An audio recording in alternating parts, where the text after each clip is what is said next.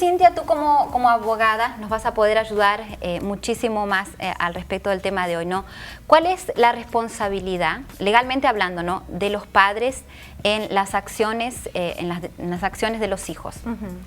Sí, hay diferentes factores. Por ejemplo, hay una responsabilidad penal, y la responsabilidad penal puede ser el ámbito de lo que se llama la responsabilidad vicaria. La responsabilidad vicaria sobre los hechos de sus hijos, que usted vio, que usted supo de estos actos que ellos estaban cometiendo y que usted no los ignoró. Los ignoró de una forma negligente pero agravante. Ahora, en el esquema civil existe la responsabilidad si ellos tenían la suficiente conducta de cuidar y ser responsables por los hechos de sus hijos, y eso viene siendo como casos de prestarle al hijo un carro sabiendo que el hijo no tiene licencia o que el hijo maneja de una forma muy errática, y eso sería ya una responsabilidad civil, donde los padres pueden tener consecuencias de una demanda civil.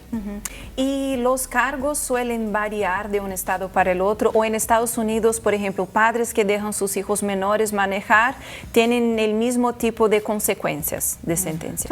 Los casos criminales, en penales, eso va a variar cada estado. Hay estados como Michigan que vimos, o Georgia, donde las consecuencias son severas. En los padres pueden tener tiempo carcelario y los jóvenes pueden ser acusados como adultos, pero en estados como California hay un movimiento de involucrar a terapistas, a psicólogos, a trabajadores del gobierno de condicional probatoria, para tratar de crear un esquema, un plan para poder evitar consecuencias severas, porque en los 90s y en los años 2000, y hace recién 15 años, estaban condenando a muchos jóvenes como adultos y estaban condenándolos a vida.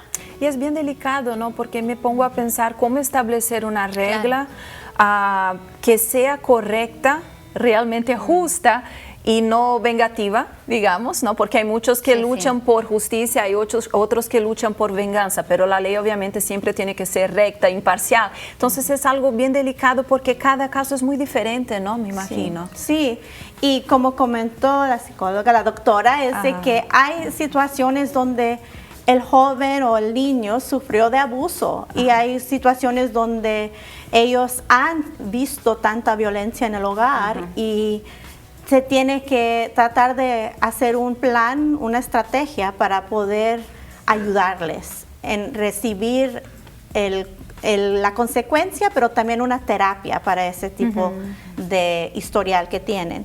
Pero en casos como que hemos visto en otros estados, hay padres que también están involucrados en darle las armas, en tener armas en casa y no tener un lugar, un sitio donde están seguros. Y eso es una responsabilidad muy grande para los padres. Exacto, ¿no? Y hablando un poquito más también sobre el tema de la prevención, ¿no?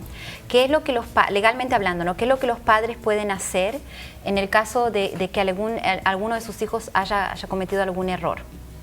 Sí, hemos visto que, por ejemplo, en California hay leyes donde si los padres no tenían sus armas en lugares seguros, ellos pueden tener consecuencias penales.